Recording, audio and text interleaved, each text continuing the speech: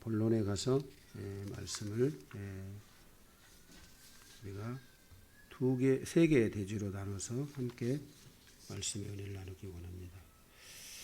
로마서 강해는 제가 한 3시간씩 2시간씩 이상 설교를 했던 부분이기도 합니다.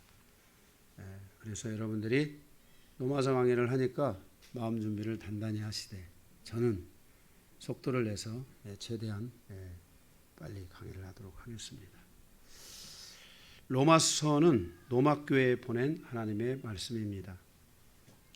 교회가 세워지는 과정을 보면 하나님께서 하나님의 말씀을 통해서 성도를 부르시고 하나님께서 부르신 성도들의 무리를 교회라고 부르셨습니다.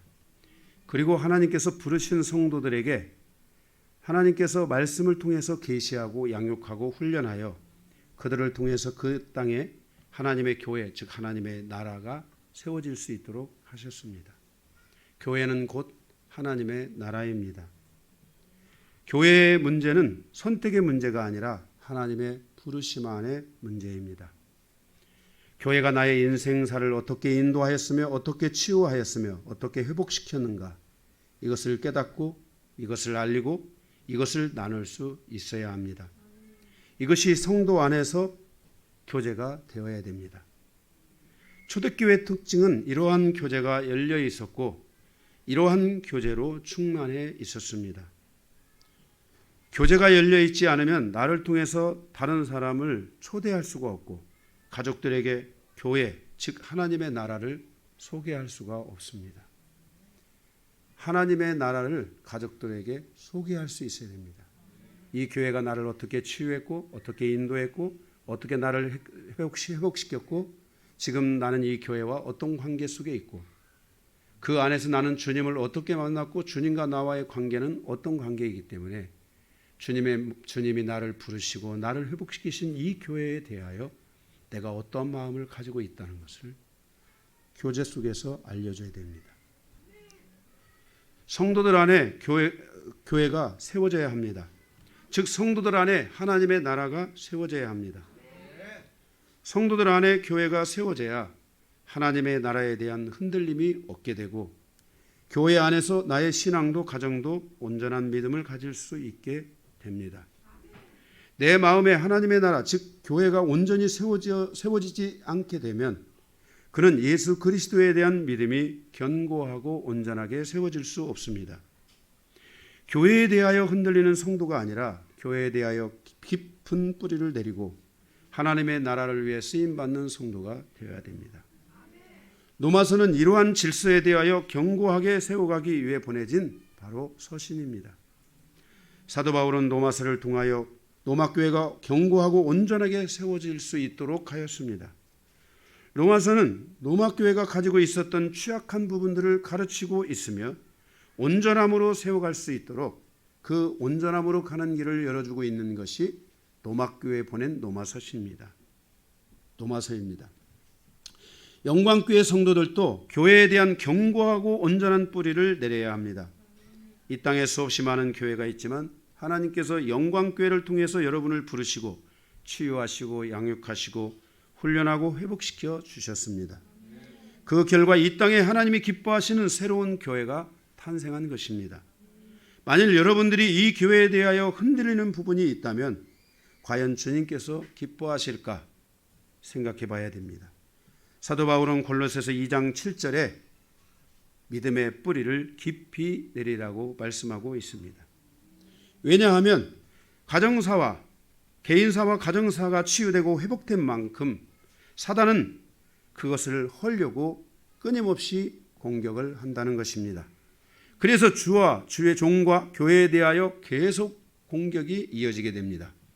지금도 사단이 여러분과 여러분의 가정과 여러분의 일터를 흔들려고 하며 우는 사자처럼 여러분을 노리고 있다는 것을 기억해야 합니다. 여러분의 믿음과 여러분의 가정과 여러분의 일터는 하나님께서 영광교회를 통해서 열어주신 생명의 터전입니다. 이 생명의 터전을 사단이 흔들 수 없는 교회를 세워야 됩니다. 바로 사단과 여러분의 삶 사이에 교회가 존재해야 됩니다. 주님과 바로 우리 사이에 교회가 있어야 되는 것처럼 이 부분이 여러분에게 분명하게 세워져야만 할 것입니다. 이 생명의 터전을 산단이 흔들 수 없도록 해야 합니다. 성도들이 교회에 대한 기쁜 뿌리를 내릴 때 사단의 공격은 약화될 것입니다.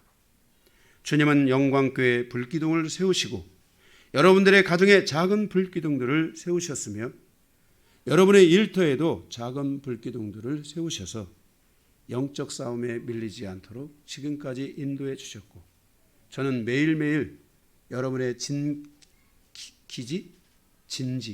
기조와 진지를 점검하며 그곳에 그 하나님의 거룩한 은혜가 계속해서 머물러 있도록 저는 영적 싸움하며 여러분을 위해 기도하고 있습니다.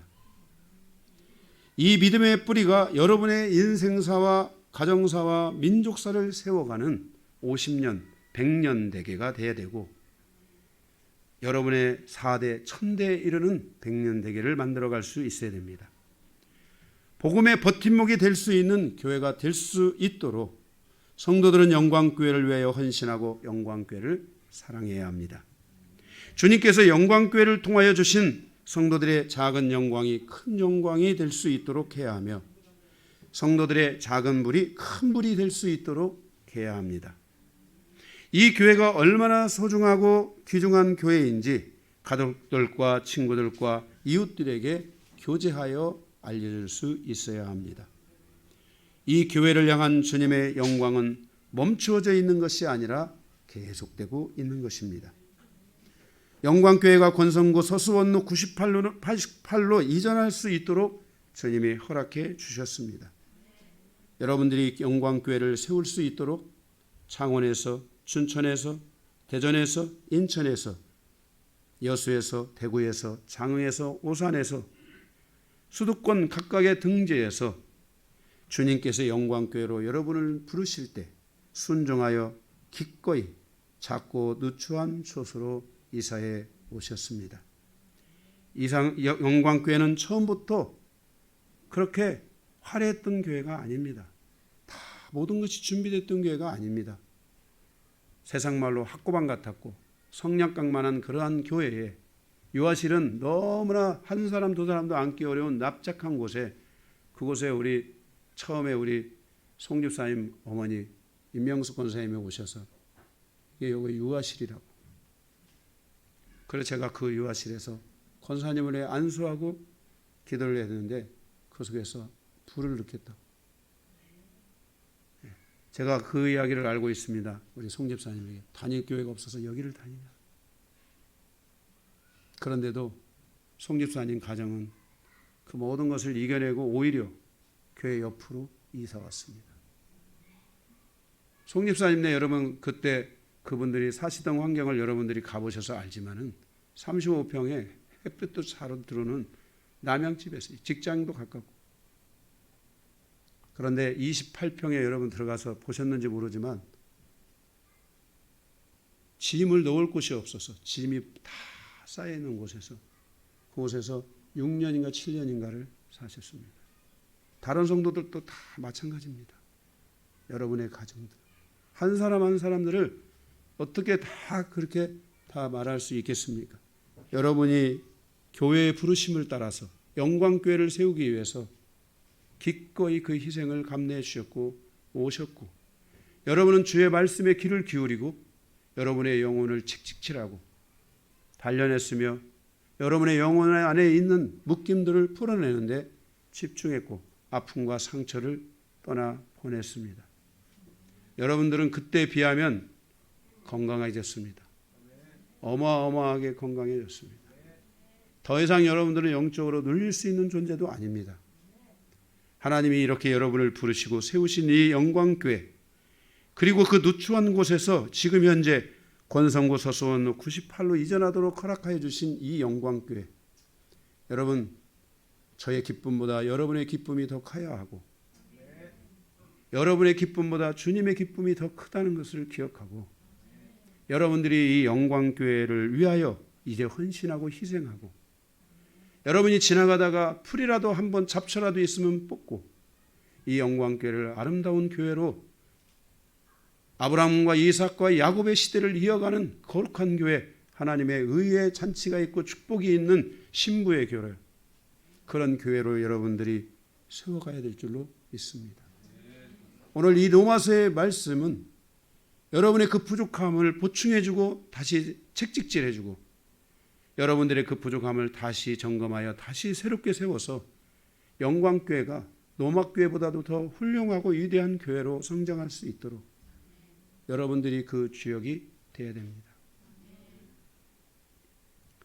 영광교회는 이제 시작입니다.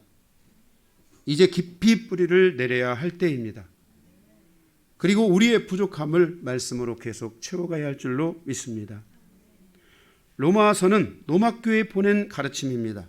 그 가르침의 중심이 무엇인지를 살펴보면서 영광교회의 부족함을 보충하고 세워가는 시간이 되시기를 주님의 이름으로 축복합니다. 로마서는 전체적으로 크게 8개의 큰 대지로 나눠져 있습니다. 1장에서 3장 이방인과 유대인의 죄에 대하여 말씀하고 있고, 그리고 결국 이방인이든 유대인이든 세상의 죄로부터 묶이는 자가 아니라 이 죄의 짐을 지고 가는 자가 아니라 죄의 짐으로부터 자유로운 영혼으로 가야 된다는 것을 말씀하고 있습니다. 4장은 두 번째 4장은 아브라함과 다윗의 의롭다함에 대한 대표성을 보여주고 있습니다. 아브라함과 다윗, 하나님의 구약 시대에 하나님의 의롭다함을 얻은 가장 대표적인 중요한 분이 바로 아브라함과 다윗입니다. 이분들을 향한 하나님의 의롭다함의 은혜가 무엇이었는지를 4장에서 말씀하고 있습니다. 5장은 전 인류의 구원을 위한 첫 번째 아담과 마지막 아담이신 예수 그리스도의 대표성에 대한 것을 말하고 있고, 6장은 죄로부터 자유와 해방이 되는 과정을 말하고 있으며 7장은 율법으로부터 자유와 해방이 되는 과정을 말씀하고 있습니다. 8장은 죄와 율법으로부터 자유한 자가 하나님의 아들들로 살아가는 것이 얼마나 중요한 것인가를 말씀하며 바로 그 하나님의 아들들에게 주시는 하나님의 나라의 기업이 무엇인지를 상속이 무엇인지를 우리에게 말씀하여 주고 있는 것이 8장입니다. 9장에서 11장은 처음으로 우리에게 복음을 전해 준 이스라엘의 과거, 현재, 미래와 관련하여 이방인과의 연관성이 어떻게 이루어져 있는지를 보여주고 있고, 로마서 12장에서 16장은 믿음 안에서 어떻게 세상을 향해 나가야 될지를 말씀하여 주고 있는 것이 바로 이것이 로마서 전체의 장의 말씀입니다. 로마서는 한마디로 말하면 바로 믿음의 뼈대를 가르쳐주는 중요한 말씀입니다. 그래서 사도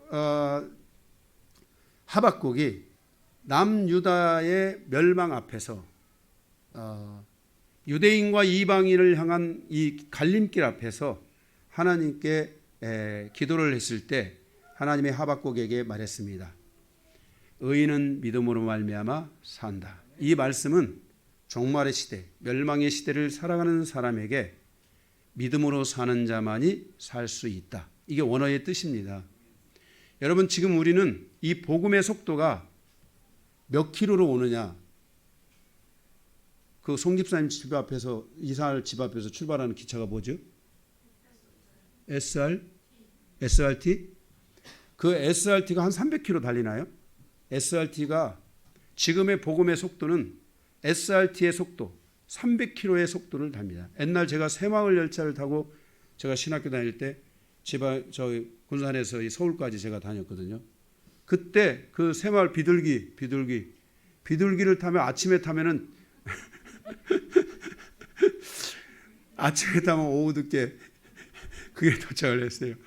계란이요 사이다 이런 거 이 차를 타고 제가 매주 다녔어요. 매주 제가 먹은 계란이 엄청나게 많고 사이다가 전 사이다보다도 오란시 환타 이걸 더 좋아해가지고 엄청 사 먹었습니다. 제가 너무 사역을 하고 피곤하고 오다가 제가 이 지갑을 넣어놨는데 제 지갑을 누가 싹 훔쳐가기도 했습니다. 지갑을 다 잊어버려가지고 빈털터리가 돼서 서울역에서 내려가지고 어떻게 가야 될지를 몰랐던 그런 적도 있었습니다. 이렇게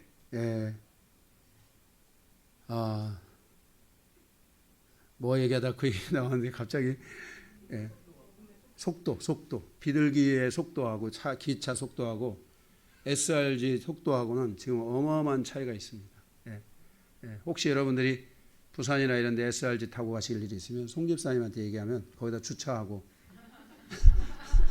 송 집사님 권한으로 주차하고 그 여러분들이 거기서 부산 갔다가 하루 만에 다 올 수 있습니다. 아침에 가면 2시간인가 3시간인가 2시간 반인가 3시간 이 정도 안에 2시간인가 도착을 합니다. 300km니까 막 그냥 날아가는 거예요.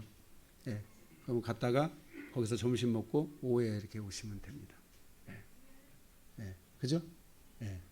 그 정도로 빨라지죠. 지금의 복음의 속도가 그래요. 제가 스갈에서 강의를 했죠. 스갈에서 강의를 하는데 율법을 들고 그 나라 누굽니까 세입니까? 그 율법을 판을 가지고 싹 지나가는데 준비된 자만 읽을 수 있는 거예요. 준비된 자만 읽을 수 있는 거예요. 종말의 시대는 하나님의 말씀이 이 복음이 이와 같은 속도로 날아갑니다. 그러니까 속도가 아시죠? 속도 2배속 이렇게 지나가는 속도 있잖아요. 준비된 자만이 그 소리를 들을 수 있는 거예요. 복음은 지금 그렇게 지나가고 있습니다. 주님이 전자 언제 오실지 지금처럼 가장 긴박하고 긴장된 시대를 제가 살아본 적이 없습니다. 지금의 가장 악함은 뭐냐?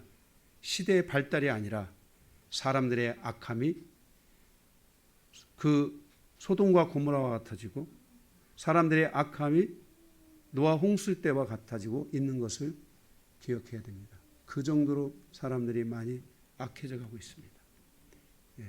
이러한 시대를 살아가는 여러분들이 어떻게 하면은 하나님이 원하시는 믿음의 삶을 살아갈 수 있는지 여러분들이 이런 부분들이 준비가 되어져 있어야 될 줄로 믿습니다. 오늘 로마서가 여러분을 그렇게 준비시켜가는 믿음을 준비시켜가는 그런 믿음의 책이 되기를 주님의 이름으로 축복합니다. 자, 세계대지입니다. 첫 번째입니다. 이방인 교회를 위하여 부름을 받은 사도 바울의 여정이 주는 교훈입니다. 1절에서 7절입니다. 첫 번째, 복음을 위한 부르심입니다. 사도로 부르심을 받은 바울은 이방인에게 복음을 전하는 자로 택정함을 받습니다. 구별을 받습니다. 그래서 선택돼서 이것은 사도 바울의 선택이 아니라 사도 바울을 향한 하나님의 지명이었습니다. 내가 너를 지명하여 불렀나니 너는 내 것이라 하는 찬양처럼 바로 지명한 것입니다. 어떻게 보면 이 성도의 부르심이라는 것은 바로 그 지명과 같습니다.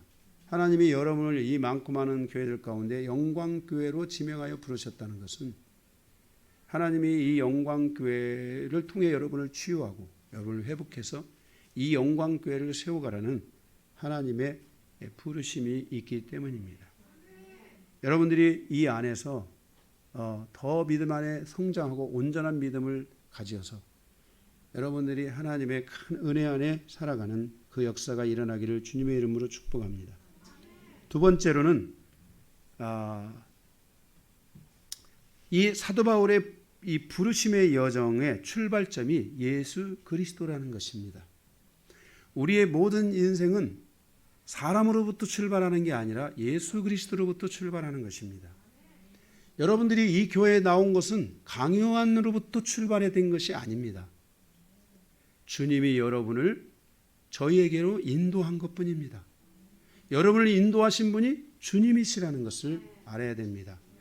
우리의 인생의 모든 출발이 예수 그리스도가 되는 삶이 우리에게 항상 열려져 있어야 합니다. 바로 그래서 하나님이 이 교회에 주신 바로 그 약속이 무엇이냐? 아브라함과 이삭과 야곱에게 주신 약속입니다. 우리는 광야의 율법을 구하고 율법을 따라서 가는 세대가 아닙니다. 이 교회는 그런 세대가 아닙니다. 이 교회는 아브라함과 같이 믿음을 가지고 이어가는 믿음의 세대들이며 그 믿음을 세워가는 세대입니다. 그래서 여러분들이 그것에 집중해야 됩니다. 율법에 집중하고 판단에 집중하고 이런 것들에 집중하면 안 됩니다. 여러분들은 항상 말씀에도 집중하고 하나님의 뜻에 집중하고 하나님의 인도하심이 무엇인지에 더 집중하는 그런 그리스도인들이 되어야 됩니다. 이것이 바로 이 교회를 향하여 부르신 예수 그리스도의 부르심의 목적이고 방향성입니다. 여러분들이 그러한 방향성을 향해서 힘차게 달려가기를 주님의 이름으로 축복합니다. 그래서 예수 그리스도가 우리를 부르셨기 때문에 그 부르심의 출발이 예수 그리스도이기 때문에 이것은 사람의 뜻이나 어떤 다윗의 혈통이나 이런 것들로 된 게 아닙니다. 무슨 아브라함의 무슨 혈통이나 이런 것들로 된 게 아닙니다. 이것은 하나님이 믿음 안에서 우리를 부르셨다는 것입니다. 믿음으로 부르셨다는 것입니다. 하나님의 부르심이 바로 그 믿음의 질서 안에 있다는 것입니다. 여러분이 나는 너무 부족한데 나는 너무 그런데 그러나 여러분들이 그 부족하고 연약함이 있었음에도 불구하고 하나님께서는 지금까지 여러분을 치유하셨고 지금까지 여러분을 세우셨고 지금까지 여러분을 인도해 오셨습니다. 앞으로도 저는 여러분들을 그렇게 인도해 가실 줄로 믿습니다. 우리는 광야의 세대로 가면 안 됩니다. 우리는 광야교회로 들어가면 안 됩니다. 이스라엘처럼 우리는 모세와 같이 광야의 시대로 들어가면 안 됩니다. 거기서 30년, 400년 동안이나 견뎌내야 되는 이러한 시대로 가는 것이 아닙니다. 우리는 아브라함과 같이 믿음의 세대 안으로 들어가야 합니다. 이것이 바로 예수 그리스도가 우리를 부르신 부르심의 바로 은혜인 것입니다. 이 은혜가 여러분에게 있기를 주님의 이름으로 축복합니다. 세 번째, 사도 바울은 예수 그리스도를 통하여 이방인에게 복음을 전하도록 사도로 위임하셨습니다. 사도 바울은 이방인을 위한 사도였습니다. 그리고 그는 그것을 후회하지 않았습니다. 자신은 베냐민에 속한 지파의 사람이었고 자기의 민족은 유대인이었고 자기가 유대인을 위해서 해야 될 일들이 많았음에도 불구하고 그는 이방인의 사도로 부름을 받아서 그 이방인의 사도로서의 사명을 감당했습니다. 그리고 그 일에 그는 순종했습니다. 바로 그 일을 위해서 하나님의 영광을 위해 영광을 올려드렸고 하나님의 영광을 위해서 살아가는 사도가 되었습니다. 우리도 예수 그리스도의 복음 안에서 우리를 그렇게 부르셨음을 우리는 기억하고 우리가 우리에게 주신 이 사명을 감당해가는 그런 성도가 되어야 될 줄로 믿습니다. 두 번째, 복음 안에서 믿음의 출발점은 하나님의 의입니다. 8절에서 17절입니다. 1번, 거기에 번호가 3개가 있습니다. 3개가. 1번, 가로 1번. 사도 바울을 통해서 복음이 로마에 전파되는 것을 보게 됩니다. 8절에 보면 로마 교회는 하나님의 복음이 전파될 때 그 복음을 받는 이들에게 하나님의 믿음이 임하게 됩니다. 이게 아주 중요합니다. 잘 들어보십시오. 로마 교회가 이제 세워질 때 복음을 전했는데 이 복음을 받는 이들에게 제가 사도 바울이 복음을 전할 때 이 복음을 제가 받으니까 제 마음에 믿음이 임하게 됩니다.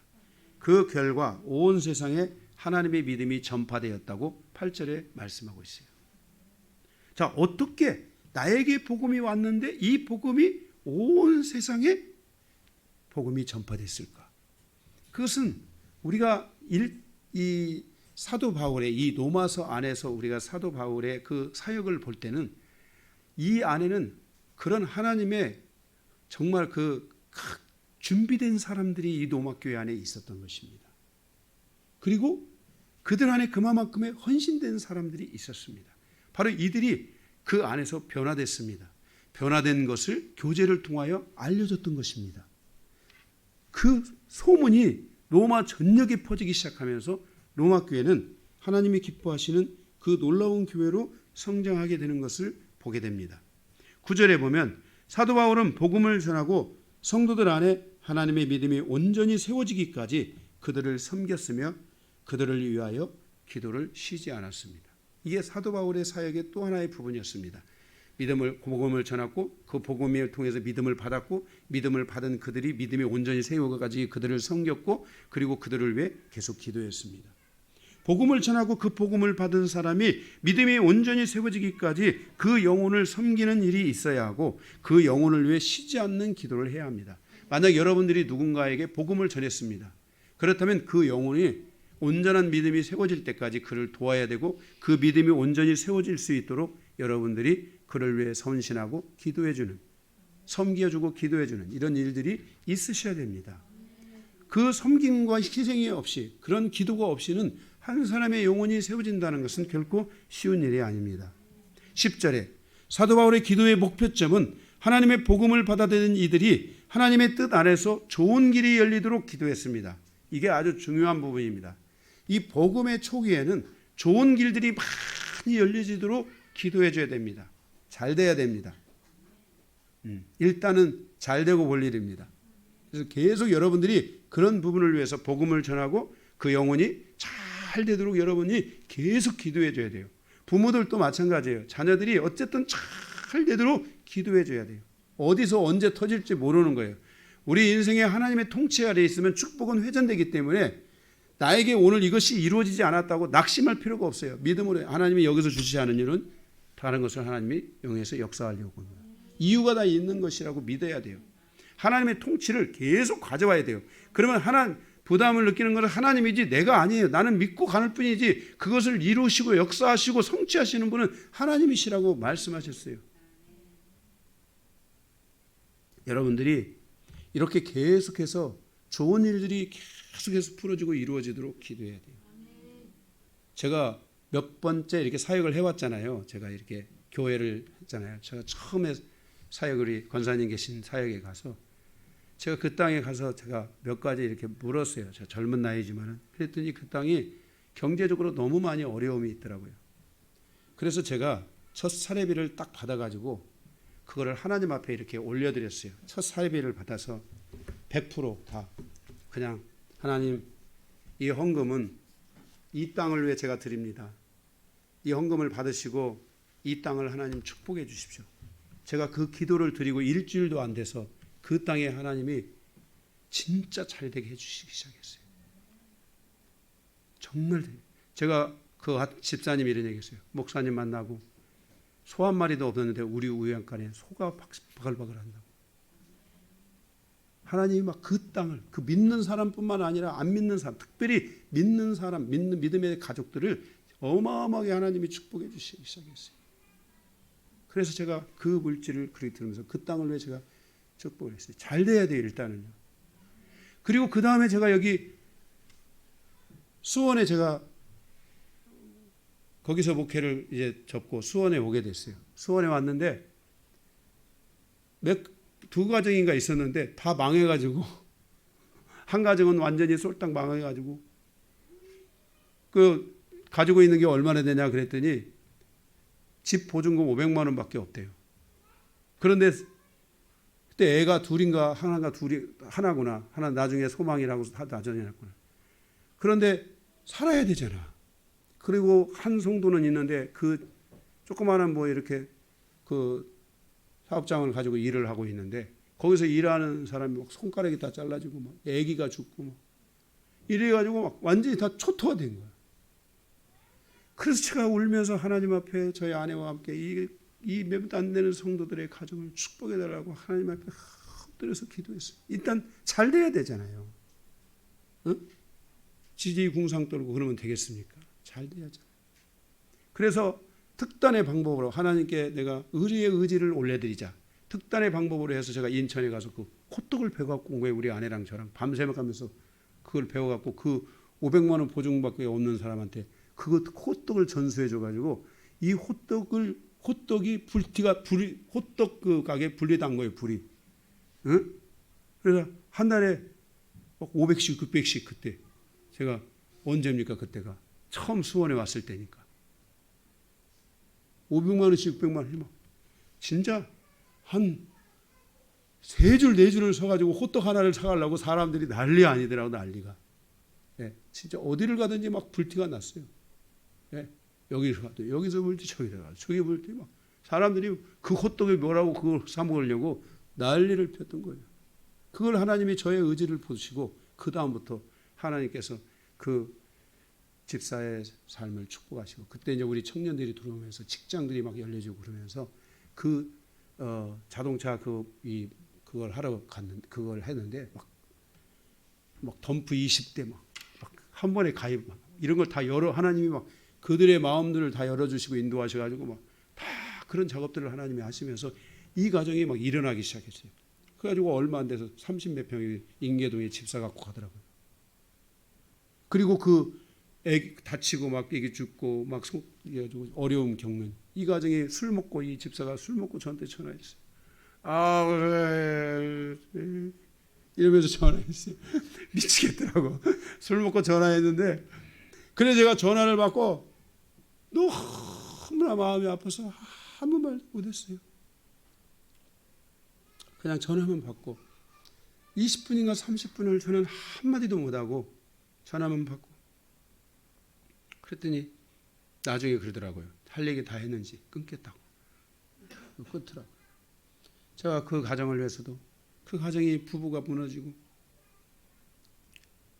그런데 그 가정을 위해서도 제가 기도했는데 얼마 안 돼서 그 일터가 다시 일어나기 시작했어요. 그리고 땅을 사고 집을 짓고, 지금 거기에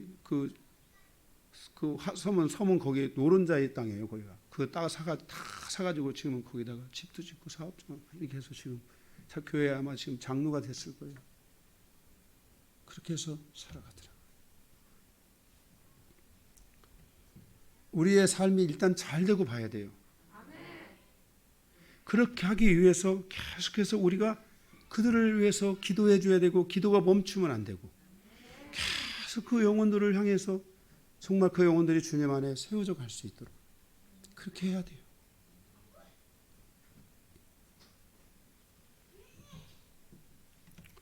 놀라운 역사들이 그 두 가정에 일어났어요. 네. 학력도 없었던 그 집사님이 제가 검정고시 준비하라고 했는데 검정고시에서 검정고시 합격을 하고, 네. 네. 말로 다 할 수가 없어요. 다. 왜냐하면 제가 가슴에 묻고 가야 될 이야기들도 많고 버려야 될 이야기도 또 많지. 그걸 얘기해서 뭐 그게 뭐 어쩌다는 거예요. 그게 내가 영광을 취할 것도 아니고 주님이 기뻐하시면 되는 거고, 그 가정이 잘 되고 그 영혼이 잘 되면 되는 것이지. 나는 버려져도 좋아. 나는 아무것도 아니야. 내가 무슨 영광을 취하고 내가 뭘 취하려고 할 필요가 뭐가 있어요. 그렇게 되면서 하나님께서 그 교회를 향하여 하나님의 은혜를 베풀어 주시기 시작했어요. 그래서 그 죽어있는 교회가 살아난 거예요.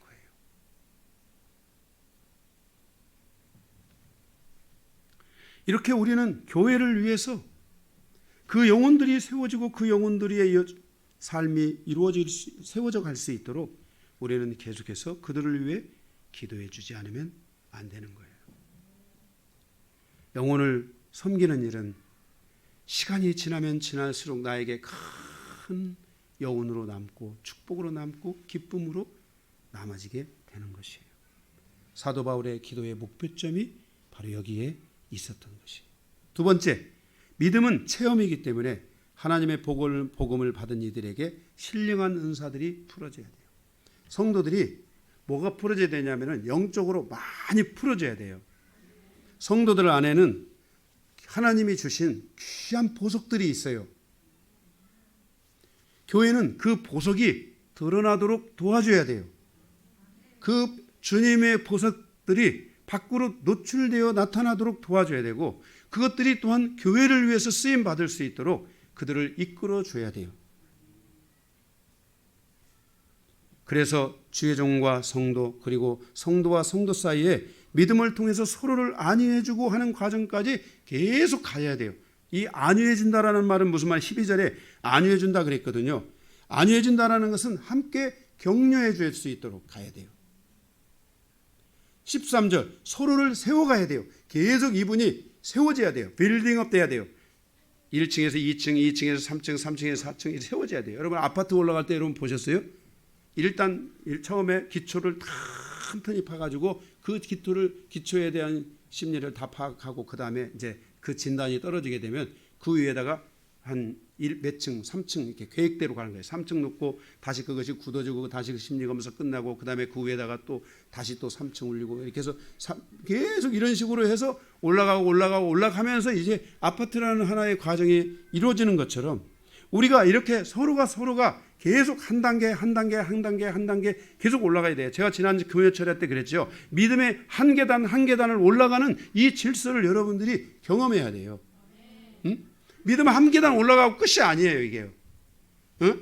계속 그 계단을 오르면서 여러분이 믿음의 이런 실질적 성장을 여러분들이 가져올 수 있도록 해줘야 돼요.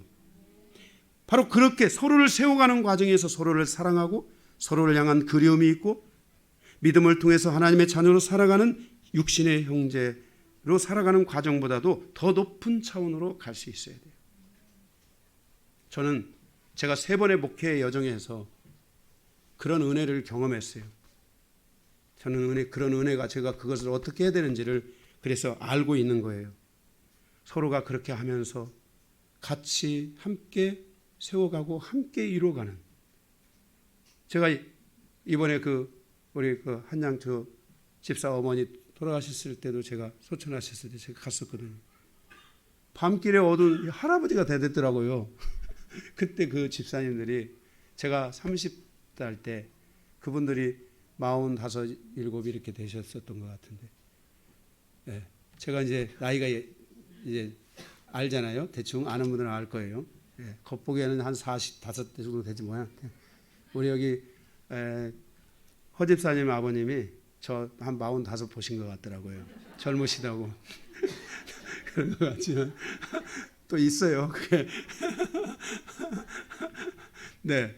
그런데 그분들이 할아버지가 되는데 눈이 어두워가지고 사고도 나고 그랬는데도 제가 갔다니까 오셨어요. 오셔가지고 그 이야기들을 하더라고요. 우리가 그때 같이 그 시간을 보내면서 같이 빈대떡도 해먹고 같이 우리가 또 옷 같이 다 양복들 하나 사입자게 해가지고 진짜 우리 그 남동생이 그때 당시 그 양복에서 부장인가에 있었거든요. 거기까지 가서 우리 다 양복 한 번씩 다 해서 해 입고 오고. 응. 제가 그때는 오토바이 타는데 오토바이 타고 어디로 모이라면 다 모여가지고 거기서 같이 밥 먹고, 응? 그렇게 지내고. 응? 여기 우리 권사님도 그 멤버들 중에 한 사람입니다. 네. 응? 정말 우리 그때 생각하면은 너무 사랑스러울 수밖에 없어요. 그때 생각하면 너무너무나 감사해요. 응? 우리가 이 복음이라는 여정은 이렇게 서로를 안위하고 서로를 세워가는, 서로를 향하여 사랑이 있는, 서로를 향한 그리움이 있는, 그래서 육신의 형제보다도 육신의 가족보다도 더 영원하고 더 온전하고, 여러분의 인생이 죽음에 이르렀을 때 누가 여러분을 위해서 찬양하고 누가 여러분을 위해 주님 앞에 영접하며 그를 인도하여 가겠습니까? 가족들입니까? 아닙니다. 가족들이 마지막 흘려주는 그 눈물이 아니라 마지막까지 그 영혼을 기억하고 그 영혼을 위해서 계속해서 기도해 주는 사람, 살아서도 죽어서도 영원히 잊지 않고 기도해 주는 사람은 바로 믿음의 형제 자매들인 것입니다. 이렇게 믿음의 형제 자매는 너무너무나 정말 끊을래야 끊을 수 없는 예수 그리스도의 피와 예수 그리스도의 복음 안에서 이렇게 말씀 안에서 완벽한 하나님의 통치와 다스림을 받아가는 하나님의 자녀로 존재하게 되는 것입니다. 그래서 우리 모두가 다 하나님께 나와서 그분을 하나님 아버지라고 부르게 되는 것입니다.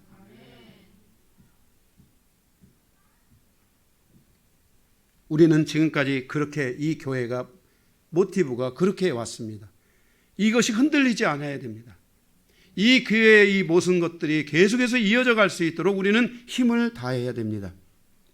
그리고도 사도 바울은 14절에서 15절에 하나님의 복음을 받은 자가 믿음의 깊은 뿌리를 내릴 수 있도록 하는 데까지 자기는 믿음의 빚진 자라고, 복음의 빚진 자라고 말씀하고 있습니다. 우리는 하나님의 복음의 빚진 자입니다. 내가 아무리 많은 것을 해도 어찌 나를 구원하신 그 하나님의 은혜, 나를 위해서 십자가를 지시고 나를 하나님의 백성 삼아주신 저주받은 데서 나를 은혜받은 자로 이끌어 가시는 하나님의 은혜에 어찌 내가 나를 더 내세울 것이 있습니까?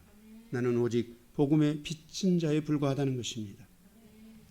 세 번째, 복음을 전하면 믿음이 뜨고 믿음을 통해서 의롭다함을 얻게 된다고 말씀하고 있습니다. 아까 1번에서도 말씀을 드렸지만은 16절, 17절에 보면은 16절에 복음을 전하는 자에게 복음이 부끄럽지 않은 것은 그랬어요. 여러분이 복음을 전하거나 하면 복음이 부끄럽지 않아야 돼요. 왜냐하면 이 복음이 부끄럽지 않은 것은 17절에 하나님의 복음을 전할 때 하나님의 의에 의해서, 즉 하나님의 의를 받을 수 있는 자들의 믿음이 밖으로 드러난다는 거예요. 자, 제가 여기다가 여러분들에게 복음을 전했어요. 복음의 씨를 뿌렸어요. 뿌렸는데 그때 하나님의 의가 딱 뜨면서 믿음을 받을 수 있는 자들이 싹싹 뜨는 거예요. 여러분들은 거기에 선택된 사람들인 거예요. 이게 바로 우리가 성경이 말하는 선택인 거예요. 복음의 씨를 밭에다가 다 뿌렸는데 여러분들이 거기에 믿음을 받는 사람들로 뜬 거예요. 이렇게. 그래서 그 믿음이 어떻게 되냐면 믿음에 이르게 된다 그랬어요. 그 믿음이 믿음에 이르게 되면서 여러분들은 하나님의 의를 받은 하나님의 백성이 되게 된다 그랬어요. 이때부터 여러분들은 하나님과 관계를 가져가게 되는 거예요. 그러니까 복음이 어떻게 운 좋게 복음이 된 게 아니라 복음이 싹 뿌려졌을 때 이 하나님의 의가 싹 지나가는데 믿음이 있는 사람들이 쓱 이렇게 올라온 거예요. 이렇게. 할렐루야. 여러분들은 그런 분들이에요. 그리고 주님께서 여러분들에게 물을 주셔서 그 영혼이 쑥쑥쑥 자라게 하신 거예요. 여러분들은 지금 자라서 이만큼 자라서 이렇게 있는 거예요. 너무나 중요한 분들이세요. 이게 복음이에요. 복음의 위대함이에요. 그래서 복음은 누군가가 복음을 전했을 때 그 복음은 부끄럽지 않아요. 왜? 쑥쑥 그 믿음이 있는 사람들이 떠가지고 그 믿음이 쑥쑥 자라는 사람들이 보여지니까 복음은 부끄러움이 없는 거예요. 처음에 복음을 전할 때 얼마나 부끄럽습니까? 그런데 복음이 부끄럽지 않은 것은 그 열매가 구체적으로 나타난다는 거예요.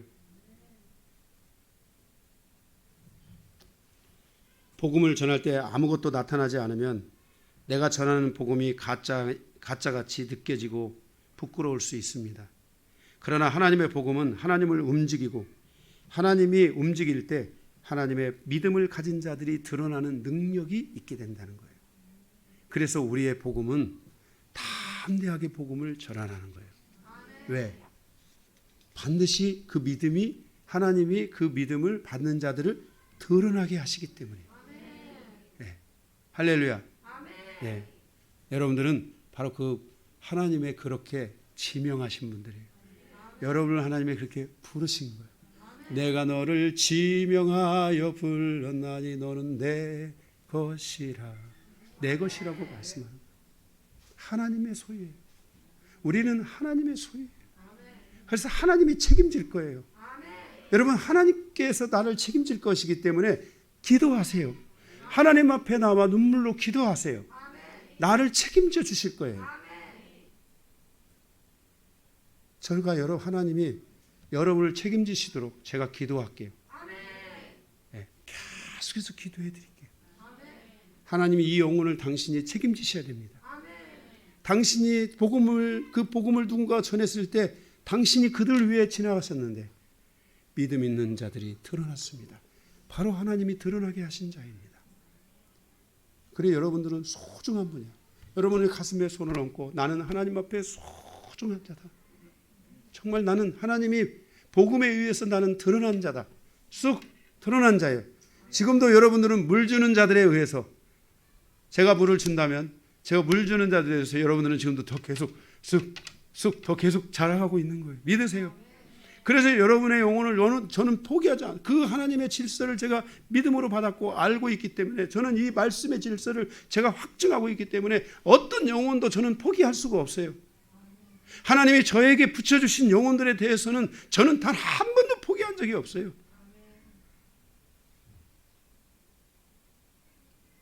자라가시기 바랍니다.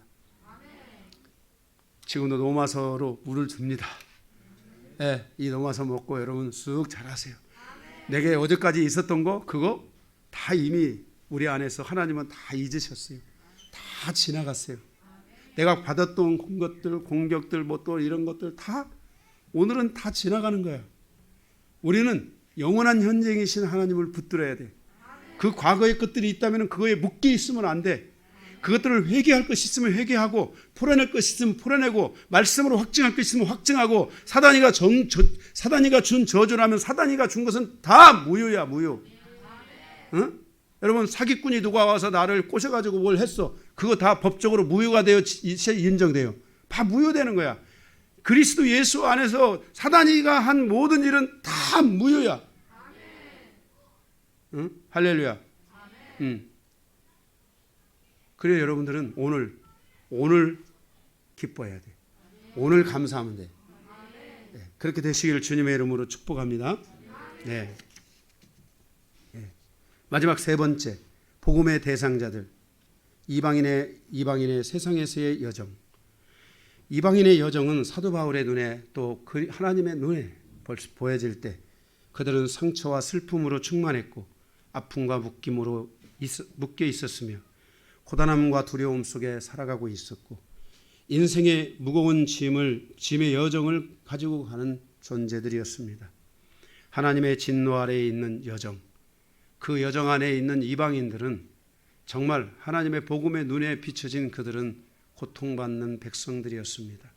그리고 그 백성들을 바라보는 바로 하나님의 부르심을 받은 사도 바울의 여정 안에 그들은 정말 고통하고 지치고 아프고 힘들어하는 그러한 인생들이었습니다. 그들은 성경의 로마서 1장에 이렇게 표현했습니다. 첫 번째 18절, 진리를 막는 자였습니다.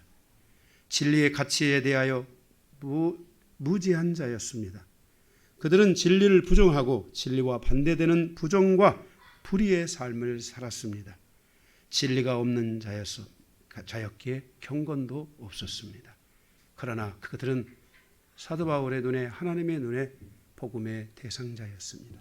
둘째 19절에 그들은 하나님을 알지 못하는 자였습니다. 자기 자신에게 자기 힘으로 살아가고 자기 능력에 빠져서 살아가고 자기 우쭐함에 살아가며 세상의 학문에 빠져 있거나 세상의 그러한 흐름 속에 빠져 있는 자들이었고 우상 숭배에 빠져 있어서 하나님을 알 수 있는 통로가 닫힌 사람들이었습니다.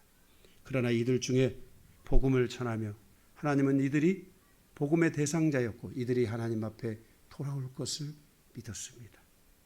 그리고 사도 바울은 그 부르심을 따라 그들에게 복음을 전했습니다. 세 번째 20절, 하나님은 온 우주 만물 가운데 담겨져 있고 그의 모든 존재는 인간이 살아가는 보이지 않는 세계와 보이는 세계 안에 존재했지만 사람들은 그 하나님을 멀리했습니다. 하나님은 지구의 지선이십니다. 하나님은 만물 가운데 모든 종류의 영들 가운데 유일한 선이시며 최고의 선이기 때문에 다윗은 그 하나님을 향하여 신중의 신이고 왕중의 왕이라고 그렇게 시편에 표현했습니다. 그런 하나님이시기 때문에 그 안에서 인간사와 영들의 모든 세계, 그 모든 어둠과 악과 죄로 그 불의로 살아가는 것들은 반드시 드러나게 되어 있습니다. 만물 안에서 인간이 살아가는 질서 안에서 어둠은 반드시 드러나게 되어 있습니다. 그것은 우리가 복음을 가져야만이 드러나는 것이 아닙니다. 그것은 우리가 뭔가를 하나님 앞에 온전히 살아가야만이 다 드러나는 것들이 아닙니다. 다 드러나고 다 알고 있지만은 인간은 살아가며 그것을 놓지 않고 여전히 그것을 붙잡고 가고 있었습니다. 자기의 어둠이 드러나고 타인의 어둠이 드러났지만은 인간은 이방인은 그 어둠을 놓지 않고 그 어둠을 여전히 붙잡고 가고 있었습니다. 그럼에도 불구하고 하나님에게 사도 바울에게 그들은 복음의 대상자들이었습니다. 하나님을 속이는 자였지만, 하나님에 대하여 죄를 짓는 자였지만, 그래서 인간은 죄인이었지만 그 죄인인 인간에 대하여 하나님은, 사도 바울은 그들을 복음의 대상자로 생각했습니다. 이게 바로 이방인들입니다. 네 번째, 그들은 21절에서 22절에 하나님을 안다고 하지만 21절 하나님께 영광을 돌리지도 않는 사람들이었고, 하나님이 우리 이번에 흉년을 주셨어, 신이 우리에게 축복을 줬어 하고 그 신에게 하나님께 그분이 누구야 하고 찾아가지 않고, 우상에게 절하고 하나님께 영광을 돌리지도 않고 하나님께 감사하지도 않고, 성도들 어떤 분들 가운데는 하나님이 큰 은혜를 주셔도 하나님께 감사도 안 하는 분들이 있어요. 여러분, 여러분의 삶에서, 가정에서 이 감사에 대한 교제가 많아져야 돼요. 많이 나누세요. 교회에 대하여, 하나님에 대하여, 복음에 대하여, 하나님이 주신 우리의 은혜에 대하여 많이 나누세요. 우리 교회가 이런 것들을 사실, 왜냐하면 이게 나의 것이 될 수 있다고 생각했어요. 이것이 내가 취하는 것이 될 수 있다 해서 우리 교회는 주신 은혜가, 베푸신 은혜가 너무 큰데 정말 간증하고 이런 것들을 안 가졌어요. 어떤 교회는 물고기 한번 많이 잡았다고 20년 동안을 우려먹는 교회도 있더라고요. 가서 그 교회를 갔는데 성도가 2명이래요. 그 옆에 있는 분이 뭐라고 하냐면, 목사님이 이 교회 좀 도와줘야 돼요. 다 떠나가고 성도만 2명인.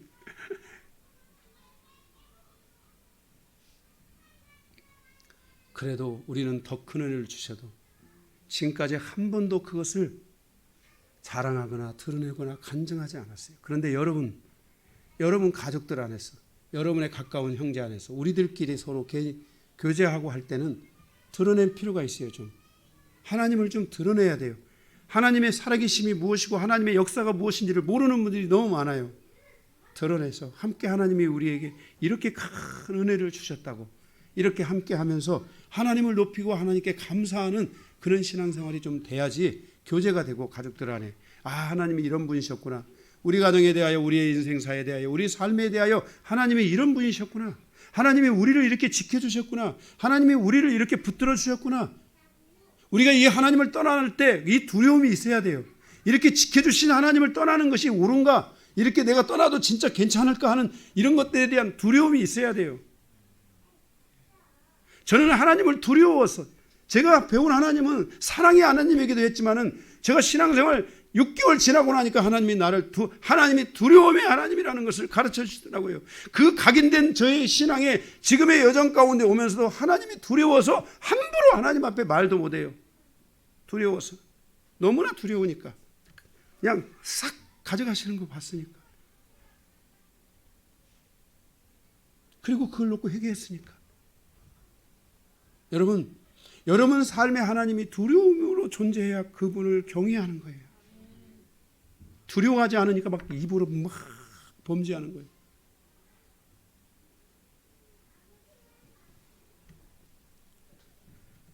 그럼에도 불구하고 하나님은 그들을 복음의 대상으로 삼으셨어요. 하나님이 없어서 그 생각이 허망하고 마음이 어두워져 있는 자들이 하나님의 복음의 대상자들이었어요. 22절에 이들이 믿음을 갖게 될 때 이들은 하나님의 영광이 될 것이며 하나님께 감사하는 자들이 될 것이며 하나님의 마음에 하나님의 생명의 빛을 갖게 될 것을 믿었기 때문에 이를 복음의 대상자로 삼았어요. 그리고 그 일은 실질적으로 노마교회를 통해서 이루어지기 시작한 거예요. 5번째, 그들은 우상 숭배에 빠진 자들입니다. 세상의 땅, 짐승의 나라로 인하여 우상 숭배에 빠져서 살아가는 자들을 건져내야 됩니다. 세상이라는 이 땅, 사단이는 이 세상을 통해 우리를 낚시질합니다. 이 세상은 짐승의 나라라는 것을 다니엘서를 통해서 말씀을 드렸습니다. 우상 숭배에 빠져가는 자들을 거기서 건져내시는 것이 하나님의 목표입니다. 이들이 우상 숭배에 빠진 것이 스스로의 선택이 아니라 사단의 유혹에 걸려 넘어진 것입니다. 여러분, 누가 처음부터 다 우상 숭배를 향해서 가는 사람이 있습니까? 사단에게 속아서 우상 숭배에 빠진 자들이 다시 하나님께 예배하는 자들로 돌아올 수 있도록 하기 위해 이들에게 복음을 전해야 되고 이들이 복음의 대상자라는 것을 하나님은 사도 바울을 통해 말씀해 주고 있는 것입니다. 이들은 심지어 6번 24절에서 27절 몸을 서로 욕되게 하는 자들 가운데도 있었습니다. 육신의 몸을 공격하는 자들이 사단은 몸을 공격한다는 것입니다. 영적으로 타락의 길을 가면 하나님께서 그들이 몸으로 짓는 죄에 대하여 내버려 두십니다. 25절 진리를 거짓 것으로 바꾸어 하나님의 질서보다 사람의 질서를 더 사랑하는 자들에 대하여 부끄러움의 욕심에 빠져가도록 놔둡니다. 거기서 돌아오지 못하면 끝나는 겁니다. 저에게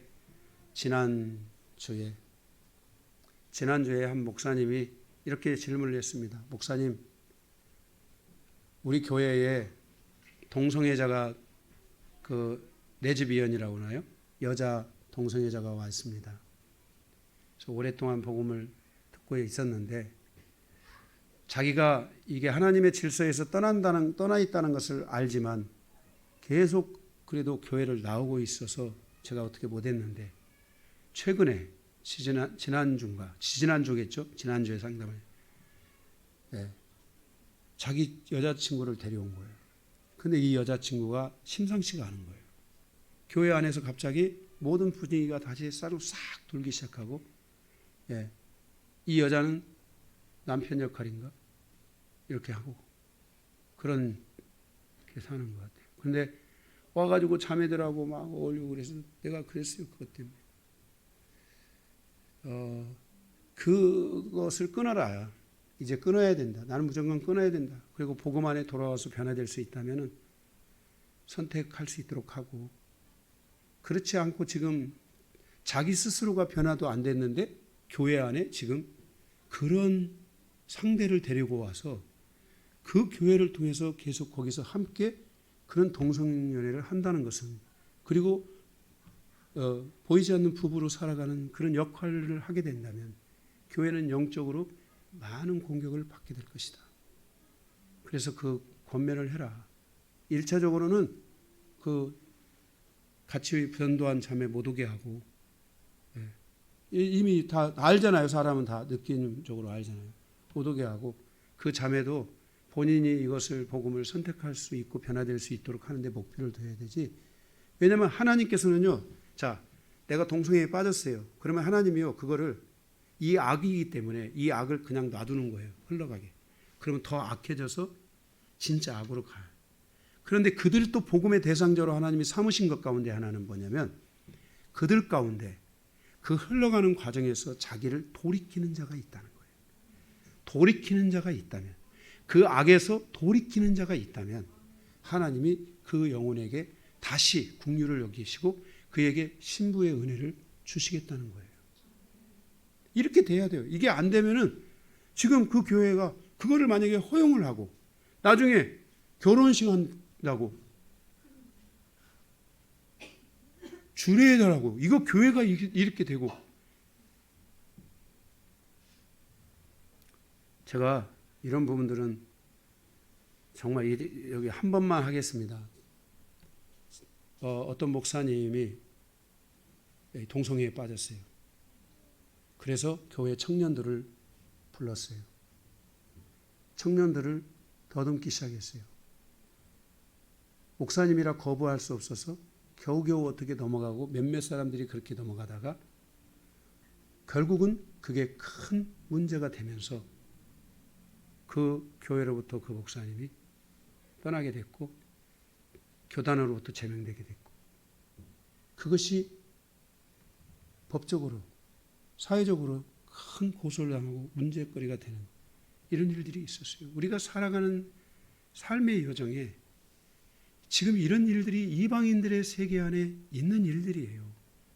그런데 하나님은 그들을 복음의 대상자로 삼은 이유는 그들이 계속해서 그렇게 해도 된다는 것이 아니라 하나님의 복음을 듣고 자기의 영혼의 죄를 회개하고 치유하고 돌아서서 하나님께로 그 마음이 와야 된다는 거예요. 제가 그래서 젊은 목사님이세요. 우리 노예 안에. 그래서 제가 그분에게 목사님 그 보내라고 그냥 그 자매 먼저 보내고 자연스럽게 보내고 그 다음에 그 자매한테는 이제 돌아서라. 네가 돌아설 수 없다면은 이제는 네가 선택해야 된다. 왜? 지금 말씀에 의하면은 동성연애로 인한 악이 그 영혼에게 어떻게 오는 거예요? 파도처럼 계속 밀려오는 거예요. 여러분 파도를 혹시 경험해 보시나 모르겠지만은 파도를 한번 맞으면은요 내가 힘으로 할 수가 없어요. 그냥 바다로 쓸려가는 거예요. 응? 이 악이라는 것은 나에게 이렇게 파도처럼 올 수가 있어요. 한번 팍 나를 치면은요 그냥 슥 하고 쓸려가는 거예요. 그래서 복음을 듣는다는 거, 이 복음이 나에게 와서 그 파도를 한번 막아줄 수 있다는 거, 그리고 거기서 그 조직에서, 그 악의 조직에서, 그 악의 고리에서 자기의 영혼이 거기서 떠난다는 거. 그것은 제가 뭐의 비유를 여러분들에게 드린 경험이 있냐면은 그 깡패 그 조직 있잖아요. 깡패 조직에 들어가서 거기서 나오려면 제가 깡패 조직에 들어갔어요. 저 두목님 저 못 나갑니다 이제. 네, 저 관여하지 마세요. 이러면은 오케이 잘 가 이럽니까? 손 내놔. 손 놓고 손 잘라야 돼. 목숨 내놔. 잘라야 돼. 이렇게 한번 조직에 들어가면 그 조직에서 한번 조직의 도움을 받으면 그 조직에서 벗어날 때는 거기에 상응하는 대가를 지불해야 될 정도로 무서운 거라겠어요. 여러분 하나님의 복음이 나에게 왔다는 것은 위대한 사건이에요. 노마교회 안에, 노마교회는 여러분들이 잘 아는 것처럼 노마의 역사에 보면 동성애자들이 그냥 수두박적했어요.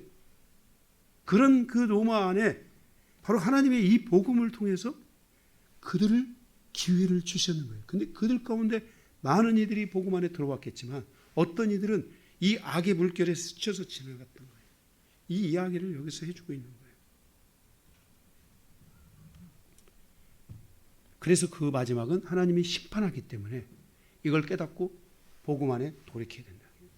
우리 인생을 살아가는 우리 이방인인 우리들 안에는 이런 악의 제가 여기 지금 6가지 말씀을 드렸지만 이런 악의 요소들이 다 있음에도 불구하고 하나님이 나를 복음의 대상자로, 사도 바울이 나를 복음의 대상자로 생각했어요. 왜냐하면 그들의 아픔과 상처, 상처와 슬픔, 아픔과 묶임, 고단함과 두려움, 인생의 무거운 짐의 여정을 지고 가는 여러분들에 대한 하나님의 마음의 아픔이 있었어요.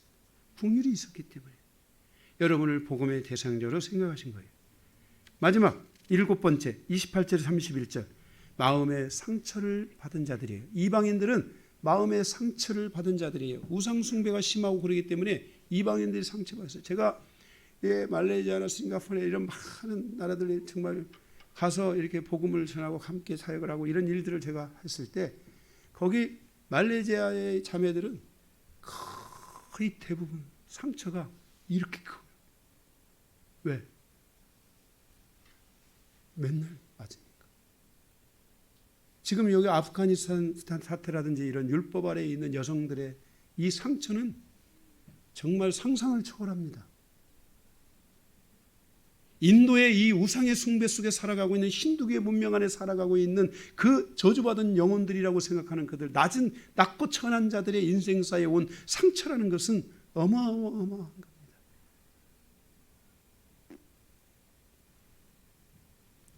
하나님은 그들을 자신의 마음에 품으셨습니다. 사도 바울의 복음의 여정은 바로 이들을 마음에 품고 가는 여정이어야 했습니다.